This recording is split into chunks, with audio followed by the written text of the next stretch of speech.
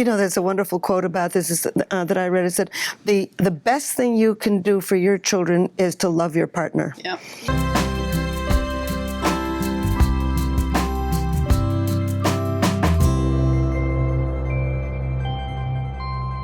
So we notoriously think really badly about people who cheat. But is it possible that there's something else going on other than just compulsion or pure selfishness?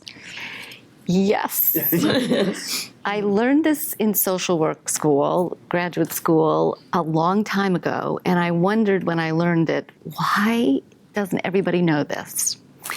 The highest incidence of straying is from the 8th month of pregnancy through the 6-week neonate period.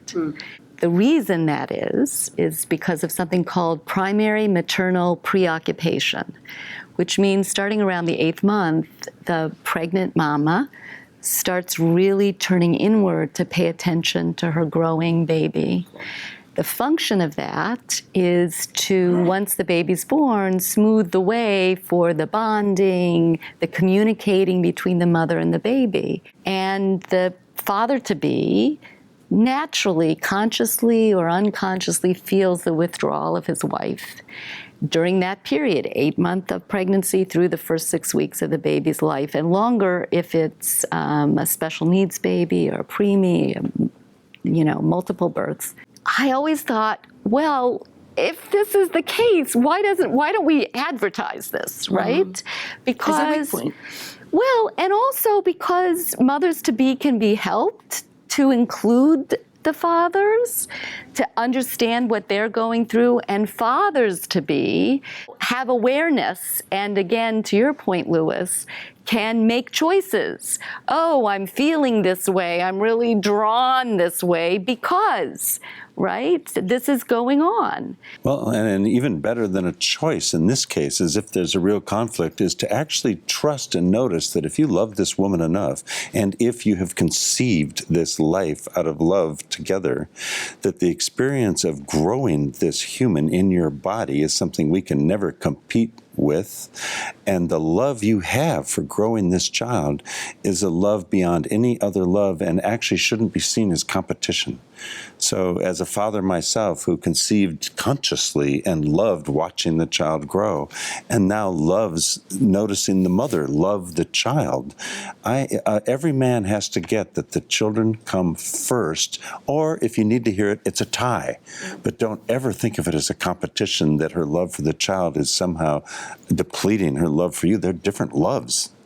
Entirely different. Just listen to the woman's feelings. And using that as a reason to cheat or to stray or something like that, because it is a hard time. And like you said, when a mother's going through that or whatever, and a father feels neglected, that's when communication's key. That's when you start talking to each other and saying, you know what? The husband says, I'm really feeling like we're not getting so close.